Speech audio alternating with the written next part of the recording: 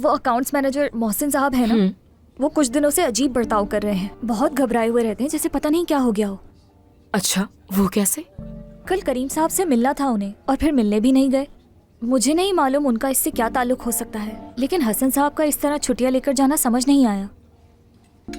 ज़ैनब, तुम्हें क्या लगता है इन पैसों वाले मामले से हसन का कोई ताल्लुक हो सकता है? मैं कुछ नहीं कह सकती नसरीन, किसी पर इस तरह इल्जाम लगाना ठीक नहीं लग रहा मुझे, मगर कुछ दिनों से उनका रवैया भी बदला हुआ है।